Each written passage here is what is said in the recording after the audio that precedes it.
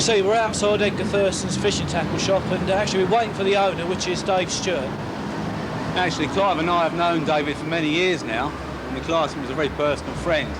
We spent many hours in his tackle shop here, talking and discussing fishing over many endless cups of tea. And we thought it'd be nice and relaxing for you to be with us in David's shop, talking about the latest take of tackle and methods. Yeah, while we're actually waiting for Dave to turn up, I think he'll be here in a few minutes' time, we'll actually look at some nice pictures of some very big carp that we have actually caught, appertaining to the tackle and methods we're going to discuss once we get inside.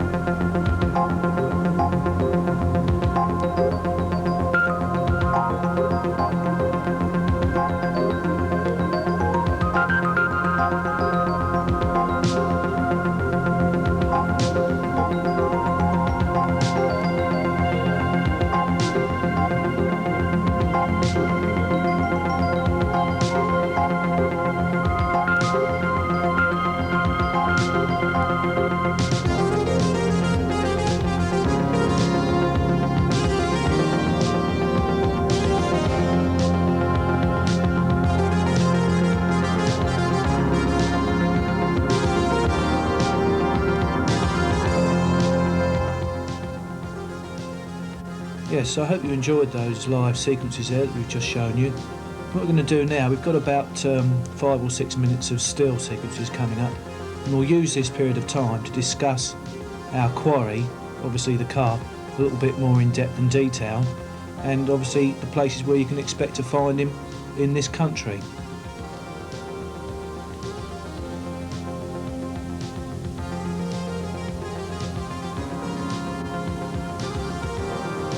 As soon as you just saw there on this slide and the one previous to that, the common carp.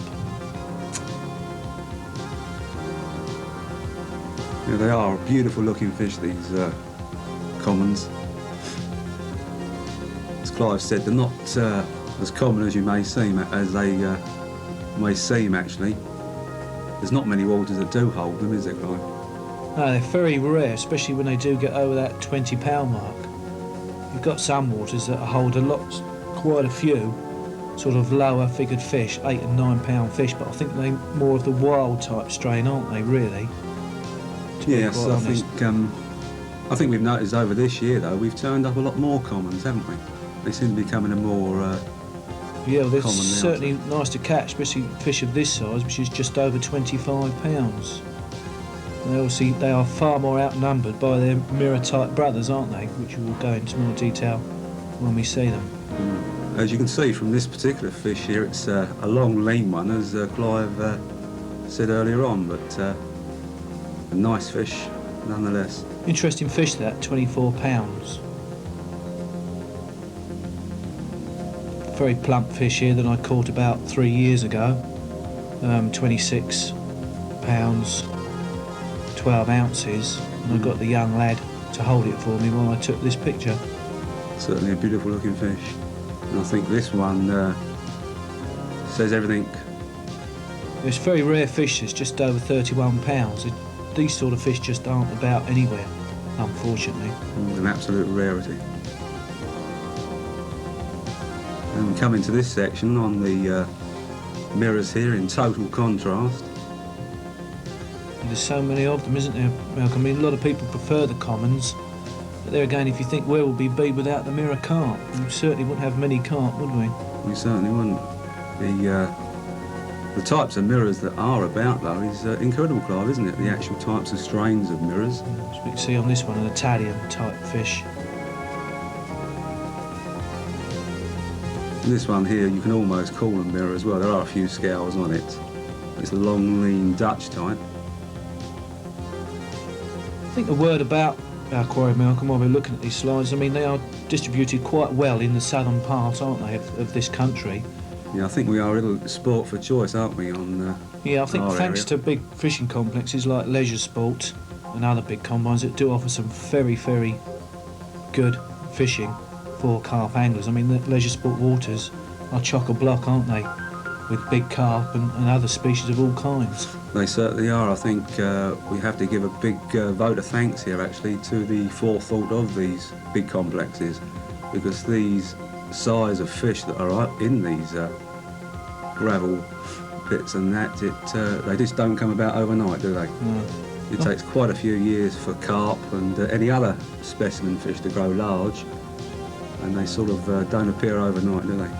No, I think he's up in the north and the Midlands. The fishing's not quite so thick on the ground, but there seems to be more and more waters now coming to light in those sort of areas that are holding carp, again due to very early stockings.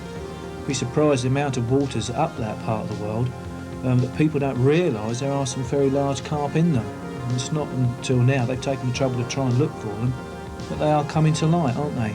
That's it. I think you hit the nail right on the head there when you said that you've actually got to look for them. These, if you want fish of this calibre, you don't get offered them on a plate, do you? Yeah. You've got to put yourself out and find your waters, find your locations. Bearing in mind you have got 3 months in the close season as well. Is it? A lot of people count the close season, sort of putting their feet up and going down the local every weekend and that, but what we find, if you want to keep abreast of your fishing, you must use these 3 months. I think it's the old adage, isn't it, Malcolm? You get it, the more you put into something, the more you get out of it, and really carp fishing is no exception to that, to be quite honest. That's it, especially if your quarry is the large carp, isn't it? Exactly. You will only get out of any sport, really, what you put back into it, and the easier it is, the less results you get, isn't it? That's right, yes. You must work at it. Again, to be successful, if you just take it very light-heartedly, then that's very personal, but the more successful you want to be at anything these days, the more you put into it, the more you'll get out of it. Oh, that's right. I mean, as we said, especially down this part of the country, you haven't really got to look too far to get these sort of calibre of fish. No, you'd be very surprised actually where you will find the carp, because not only do you find him in the gravel pits, you'll find him in the Thames, in a lot of rivers, even in the north there's quite a lot of carp in the Trent and that are showing up on that. But I say not only gravel pits, ponds, your local ponds in actual fact. That's right, yes. We've got some remarkable ponds on the big commons in London actually, and they all contain carp, don't they? That's right. OK, well, we'll sign out here and we'll go back into some live action.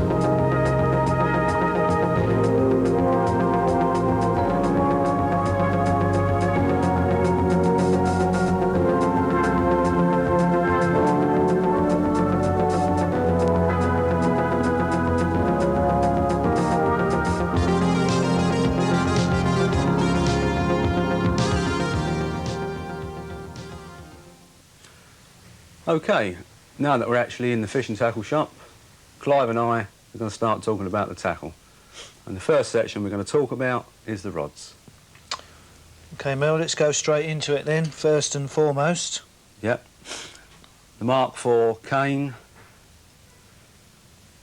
I think probably the first specific rod designed for carp fishing. Two-piece, 10-foot compound taper. And I think over the years the actual compound taper side of the rod, the actual design of the rod, hasn't changed a lot. The only thing that we've progressed onto is new materials. Yeah, bearing in mind that, as you say, the first rod specifically designed for carp fishing, which Richard Walker did have a lot to do with. He certainly Bearing did. in mind this particular type of rod has accounted for 2 carp records over the years. The first being Richard Walker's fish in 1952, Clarissa of 44 pounds. Then again in the late 70s by Chris Yates of his fish of just over 51 pounds. Again right. on the Mark IV cane rod, which I think he's still using now. It just goes to show their worth, doesn't it, really? It's quite incredible, quite incredible. So we'll put that away and we'll go on to the... Let's put that back there. And the next one, Which is the glass rod. This type of carp rod has been around now, which is the hollow glass rod, for just over 15 years, 15 to 18 years. We know that glass rods have been around a lot longer than that, but we're only bearing in mind talking about carp rods here. We're not talking about all the other rods. It would take us all day to do that. So we're just going to keep to carp rods. OK? Yeah, glass, very, very versatile. Again, I think when they brought the glass rod in, I think a chap called Jack Hilton had something to do with the glass rod making it up to 11 foot against the old 10-foot Mark IV cane. I don't know if there is an advantage in that or not, but we'll get into that side of it when we get into carbons, OK? So let's move on to carbons, because they are very popular these days, and we'll spend a lot more time on them.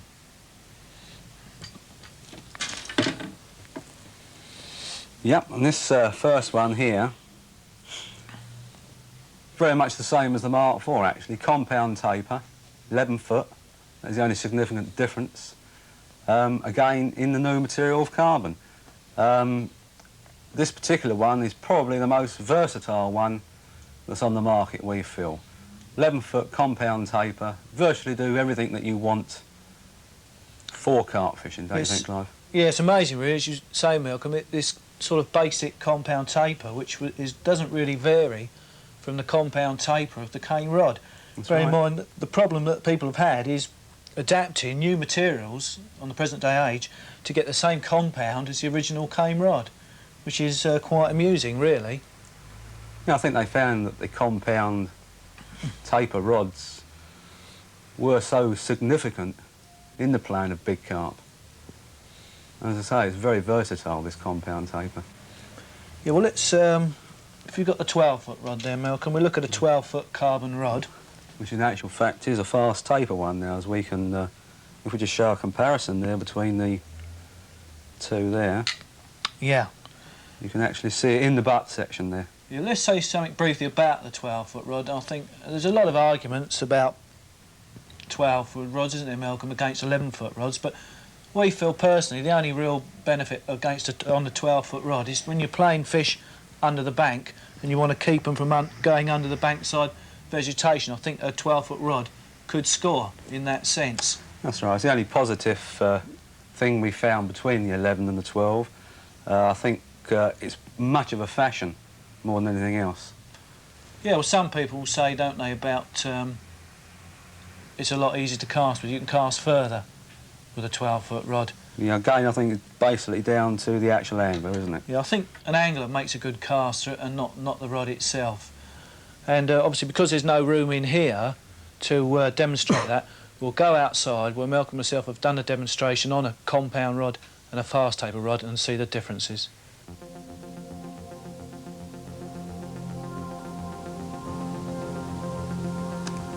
And as you can see here, Clive is demonstrating the 12-foot fast taper rod, and as you can see, all the action is mostly in the tip. Ideally for playing fish at long range, and will control the fish at long range nicely for you. But bearing in mind, when you get the fish under the bank, you've got to play them with a little bit of kid gloves. And here we go, we're straight into the compound taper. You can see the comparison there.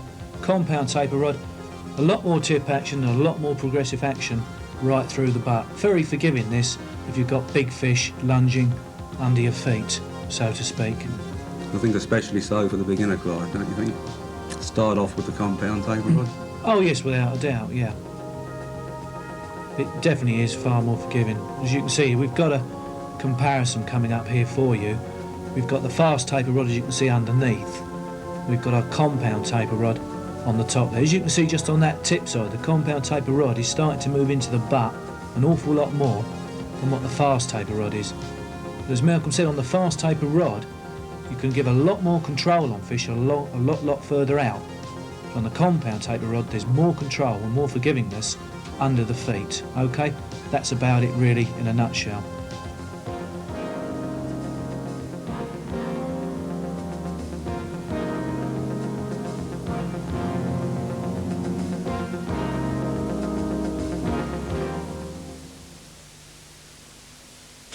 Okay, still on rods for the moment here.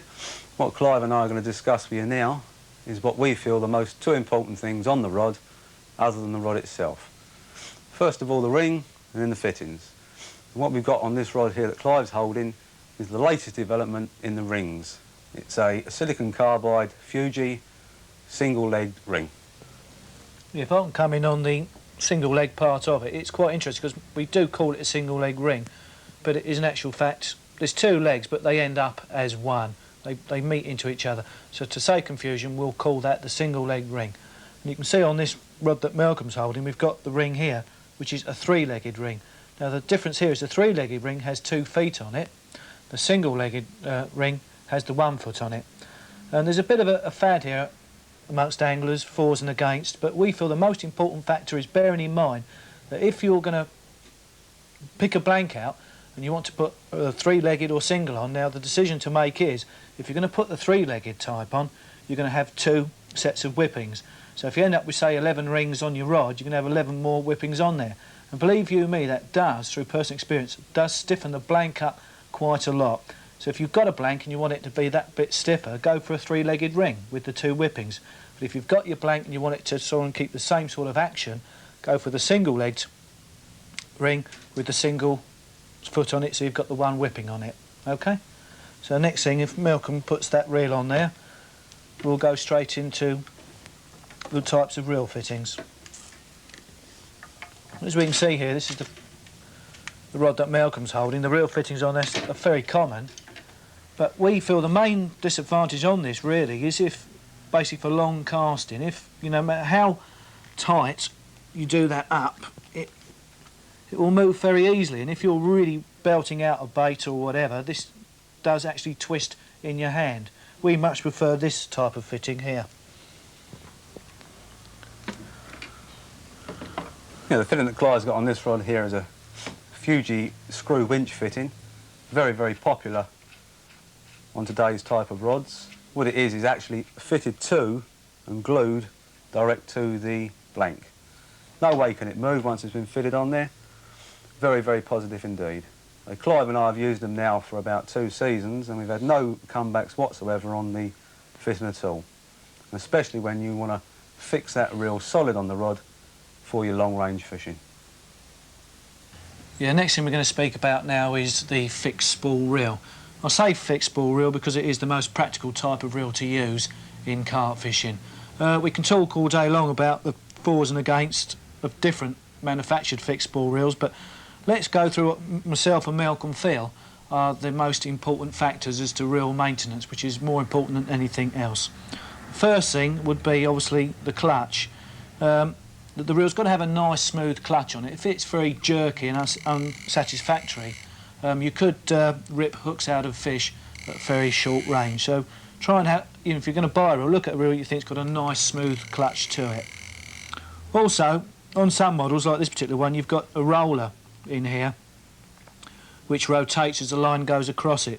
Again, if you don't look after this roller, you will get pieces of grit inside it, and this will cause the thing to seize up, and your roller's not going to roll as your line comes over it, and your line will wear out quicker. I think they actually, on this particular one, they supply a little key with this which you can disassemble it and then clean it again. The next thing here is, which we feel is important, is the bail arm spring. In actual fact, this one's got 2 springs on it, one here and one on the other side. Now, it's important to keep these maintained, because if they are weak, or you let them get weak, what'll happen, which would be unfortunate, if you're sitting on the bankside for a day or half a day or whatever, you get a nice fast take from a fish, you'll close the bail arm on the fish, and if it's weak, it won't close over the line, and what happens, you get what we call a flyer sensation. The bail arm will try and close on the line, but it won't be able to do it. And what's going to happen is you might lose the fish, which would be very unfortunate indeed. Right? Yes, another very important aspect here is filling your spools correctly. There's 3 points that we can pick up on this. The first point is the spool that Clive's holding in his left hand there is really underfilled. The spool on his right hand there is filled just about right. It's just below the lip.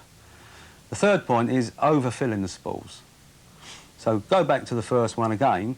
The problems you'll encounter by underfilling your spools will cut down your casting by about 10 or 15%.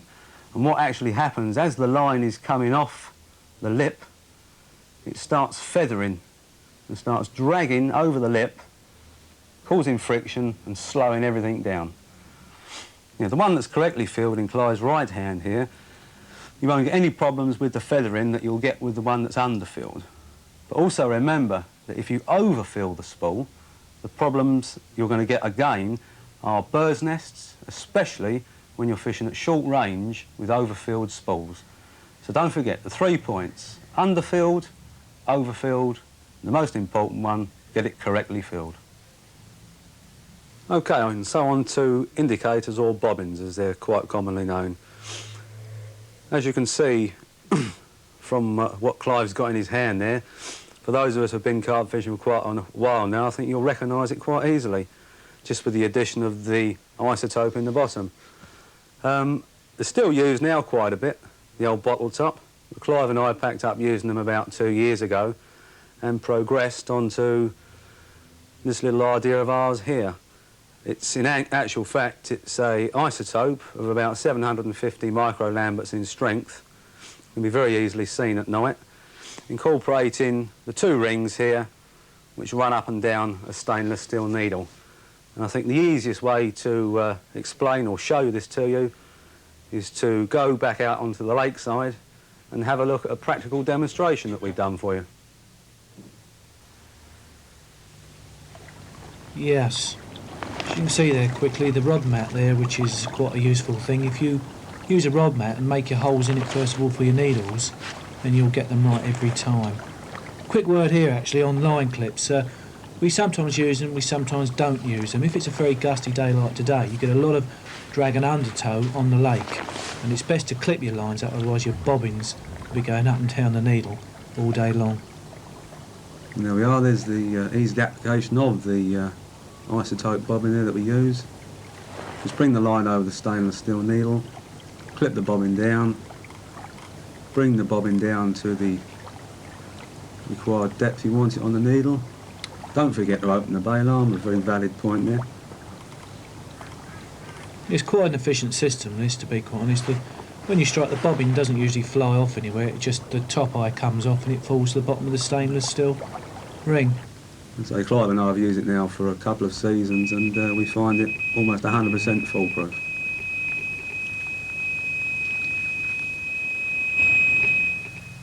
As you've just seen from that outside sequence, we also use what we call the optonic bite indicator, which is really the most major step forward in bite indicators since the original Walker type Athena principle. Now then, just briefly explain how this works. What actually happens, you've got a roller here which the line goes across, which moves a blade, and you've got a beam here that goes across. Now when the blade breaks the beam, you get a audio warning. In here you've got, if you can see this, you've got 4 blades, which gives you a quicker warning. Personally, if we're fishing for twitch type sort of takes, then you want the 4 blades because there's less time between the blades to break the beam. And on this wheel we've got 2 blades. As you can see on there, you've got a much larger gap between the blades. So we use this if we're fishing for really fast takes, whereas it doesn't really matter how much of a distance you've got for the blade to travel, it will still break the beam. And if you've got a belting run, there's no problems at all on that side of it. As you can see, if Malcolm can try and spin that for us.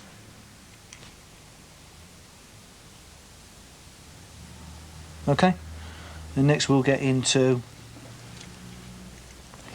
a slightly different advancement on that same indicator. Yes, basically what we've got here is the latest development on the optonic, featuring the 10-second latching LED on this left-hand side here. The light on the right-hand side there is the run light, which indicates what speed the fish is running out at. And the one on the right-hand side there, as I've just explained, is the new LED one, which latches for about 10 seconds. Particularly very useful when you are hitting twitches, And if you are getting twitches and you're using the 4-blade one, you get 1 twitch on it. If you're using more than 1 rod, it will automatically see which rod you've had the twitch on. Let's just give a little demonstration on that, Malcolm, and we'll see the latching light stay on. Yep.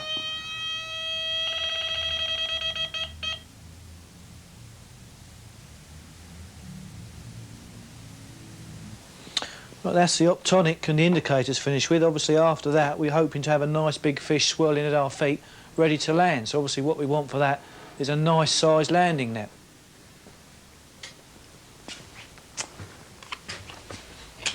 Yeah, and I think this is the tool we're talking about.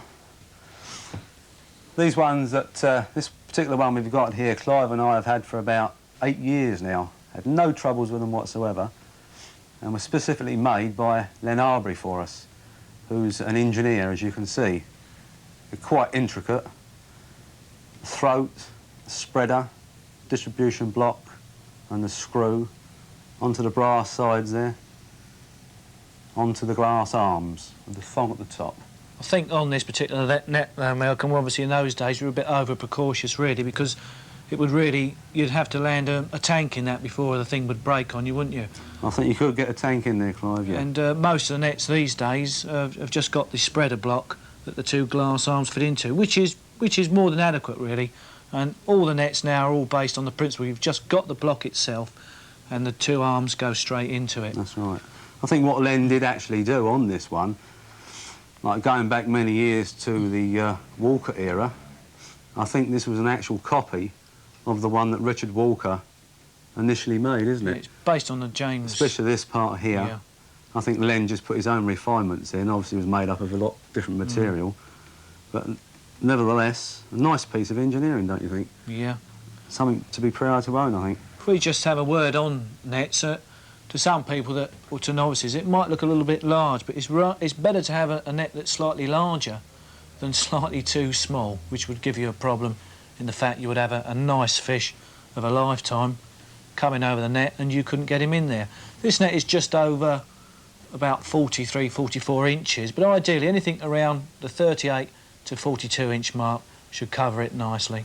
Yeah, I think the lesson to be learned here is really, if for the novice angler, get the biggest net that he can personally handle, isn't it? Yeah, again, I think it's the physical side. If you feel strong enough to wave around a nice long and large net, then use it. If you're not physically that strong, obviously you've got to compromise and go down slightly smaller, That's but it, not yeah. too small. I think we can use that example for the landing net handle, can't we? Some people go to the extent of having a 6-7 foot landing net handle. If you're strong enough to be able to use that leverage, then there's no problem. But I find I get on quite nicely with a handle between 5 and 6 foot. It definitely seems to be the ideal length for most purposes and situations that arise when you're landing fish.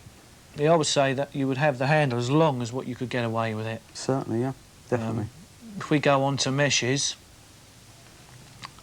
this is the standard type sort of micro mesh and minnow meshes now, which are a lot softer. Then I've got the old type here that we used to use, the very heavy nylon string type thing, which is very coarse. I think the main factor here would be, if there's a hole in here somewhere, if Malcolm can find it, There it is. here, that there's a hole in this for the simple reason that one of these softer nets are quite nice, because if a carp's dorsal sometimes catches in the net, it's far better for the net to tear than the fish's dorsal. Whereas on this, if the dorsal caught on this, it would tear the dorsal and split the fins. And I think on them older ones as well, Clive, they was a little bit coarse there, and quite often they used to nick the old scales off as well, didn't they? yeah, and take the musculus off the surface That's right. of the fish as well. That's right. I don't think we can give too much consideration to the fish these days, can we?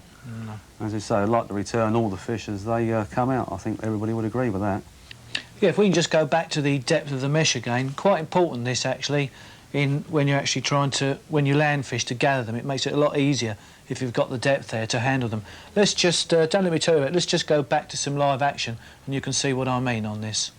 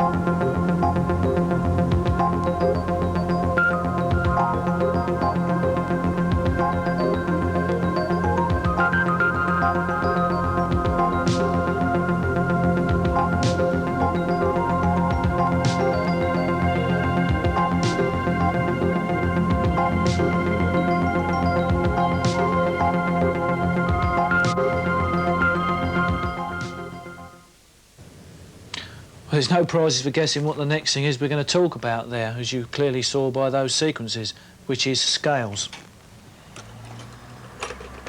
Yes, there's basically two types of scales that Clive and I use. Firstly, the dial type, very, very popular type of scale used today.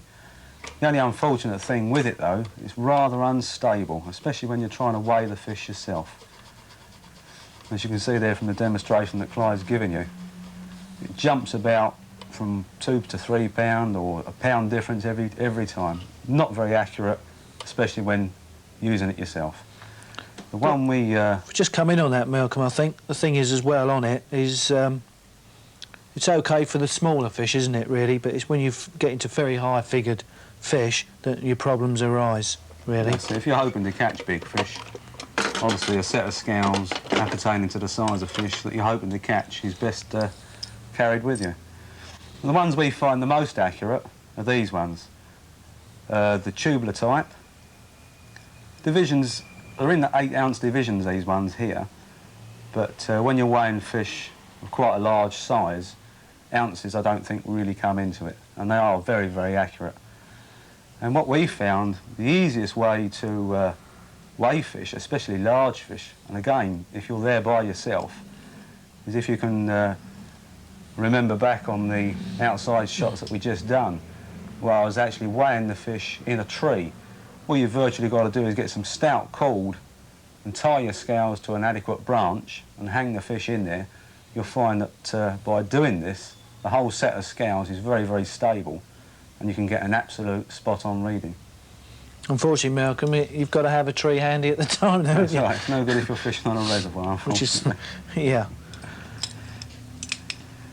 So if we get off the scales and go into weigh slings... This is the actual weigh sling that Clive and I use. Thing is, as you can see, it's important to have both ends blocked off so that the fish, once it's in there, can't wriggle out.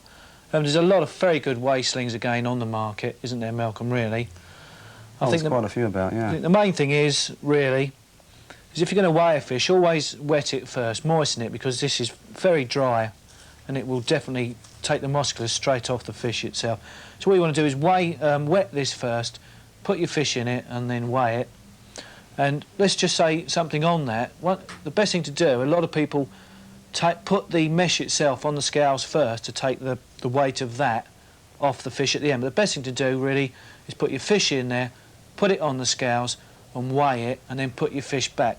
Muck around taking the weight of the mesh off afterwards, OK? Because all the time you're doing that, first of all, you've got the fish flapping around on the bank, OK? Which then takes us straight into sacking fish. Yeah, just of late it's become a very controversial point about sacking fish. What Clive and I tend to do is to not sack them if at all possible, but there are occasions when you do need to sack a fish. So what you've got to look at is the best one available. And we found this one here. There's a zip in the top when it works. If I can just get that undone. There we go, Mel. That's it. The actual material that we've made these ones out of is quite a modern material, and they call it an airflow material. And what this really means is the water can purge ever so easy through the material, replacing the oxygen that the fish needs inside. And what we've done on this design actually is we actually put the fish in from the horizontal position, whereas a lot of the stacks today are in the vertical position where the head goes in first, and you can easily damage fish. Especially, Mel, when the head goes in first and the tail's got to come out afterwards, which you're going against the grain of the scales, right, aren't you? That's quite right. So it's far easier just to lift him up, put him in there, and lift him back out afterwards. We feel it's got to be the best method on that side of sacking. Another very, very important point here is where you actually position your sacked fish. A lot of people just think, oh yeah, sling him out there, as long as he's got plenty of depth of water there, everything will be OK. But you must give this a lot of consideration. Pick your spot. One bit of advice here is don't sack them up near tree roots. That's what we find, don't we? Yeah. It's very sound advice here. But again, avoid sacking fish. That's what we try to do, don't we? Yeah, as Malcolm said, it's very controversial, really, but we feel that it's more important where you put the fish and how you deal with it once it's in the sack. Another thing which is overlooked is more damage caused by fish is when they come out of the sack, if they've been sacked for a long period of time. I think the very important thing to do is if you use a sack, it's fairly safe as long as the fish isn't in the sack for too long a period. A couple of hours, okay. If you're keeping him over a 12 or 24-hour period, he's going to be really lively when he comes out of there, and there's a good chance he's going to jump out your arms and damage himself. I think we're all guilty of it, really. I think at some time or other in all our fishing careers we've dropped fish, but if with a little bit of thought it can be avoided. I think where a lot of people don't realise this, but if you imagine being a carp and being sacked up in very dark, confined areas for a matter of hours, and all of a sudden he comes out, we normally find it's as soon as a light comes in contact with the eye, isn't it? Yep. They start to get a little bit nervous and that. So if you can just remember that and just keep the eyes covered for as long as you can and just gradually let the light go through to the carp, yeah, I think you don't get such a quick response off him there. Yeah, I think going back to the handling side of fish, I think the best thing to do is show them some live action of fish that we've handled over the season to give them a good example on that. I think that's the best way we can show it. Let's start off with this very pretty Italian strain carp here of just over, I think, 21.5 pounds. As we've just said, what we're going to do here is show you visually the handling fish and pick some pointers up. If you watch this now, always be prepared for the unexpected, which is that. And we found it's a good little trick there, if you notice, to sort of make to tip the fish upside down. Doesn't do the fish any harm, I'm sure of that. It just really disorientates them. They get a little bit confused and they're inclined to keep a lot more still when you do that. I think the point that Clive made there actually about being prepared for the unexpected, especially when you're dealing with these large fish. Yeah, and we've got another fish here, 2 peas in a pod. This fish I caught about half an hour later. Again, a beautiful Italian carp of just over 24 pounds. And as you'll see in a moment, when I go to put it down and turn it round, it does exactly the self-same thing as what the previous fish did. So if you always be prepared for this, you can just tip him upside down. Look there. See, it's amazing. They do seem to keep still. It is a good, we found it a very useful little trick. Another little tip that you can see from this shot is always keep the big fish low to the ground. If you imagine standing up and posing with these big fish, you're taking an awful risk of that fish jumping out your arms, Clive, isn't it? Yeah, and we go straight into another sequence here with an old friend of ours, and you can see here again that the fish, this was a very, very lively fish. It put up quite a struggle, and Greg subdued it very well by sort of just putting his body weight on it, and it really did flap about an awful lot. And as you can see now, when he actually poses with the fish, there just isn't a mark on it. And I don't know if you want to say a word about the map that they can see there, Malcolm. Yeah, it's a little point here actually on this map that I've just mentioned actually. If you're fishing a swim quite often, what we find is that this piece of map comes in helpful every time, especially if you're fishing the big gravel pits where the grass is a little bit sparse. What we try and do is wet it well prior, and then if you've got any problems with the fish, you can put it straight onto the mat and cause less damage to it. Yeah, we've been ribbed a little bit over our mat, but to be honest, as long as you take it away with you, I have to take it back home because there's a square missing out my front room carpet. So take it away with you afterwards and don't leave it just laying there. But it really, the mat is worth its weight in gold. Again, a very big fish here of just over 37 pounds. As you can see, it's a little bit lively, and there's Clive doing the old press. The thing is though, Clive, is don't be frightened of your fish. As you can see, Clive just made a perfect grab on the fish there, and don't be frightened of the size of the fish. Always be positive in handling the fish. That's right, we found that if the fish is flapping a bit quickly on the bank, just don't squash him, just put your weight on him and put your arm under him, and he can't really suffer any damage because to bang his head, he's got to lift his head up first to bang his head back on the ground. Now, if you can stop him lifting his head up in the first place, there's no way that he's going to bang his head on the ground, is he? That's right. And always be conscious of the time you've had the fish out of the water. We've seen people muck about for a long time with fish out of the water, Yeah, haven't we? but anglers have come under criticism, like anglers like ourselves, where people say, well, they're all tight poses, but when you actually time these fish aren't out of the water for any more than about 2.5 to 3 minutes, and that is a very, very short time, isn't it, really? And there's no way a fish is going to suffer any damage in 2 to 3 minutes out of the water. And a point on the shot we just seen there actually is when you're handling these big fish, always be very conscious of putting them actually on their stomachs, Clive, isn't it? It's a totally unnatural state for the fish to be in, and always try and, if you're going to put them down, make sure you lay them down nice and gently on the flanks. That's right. And if you're not confident about holding your fish, put him in the weigh sling first, carry him to the water's edge in the weigh sling, and then release him then. And there's no way on this earth that the fish is going to fall fate to any sort of damage where you might drop him. As you can see, another fish very, very pleased to get back in the water. That's it. Point here as well about releasing fish actually. Always try and pick your spot where you want to put the fish back, especially when you're dealing with two fish of the size we've just seen come up on the screen. Well, that's right. As Mel said, they're big fish these, and the last fish was a very big fish, and this is also a very big fish. It's over 30 pounds, this fish.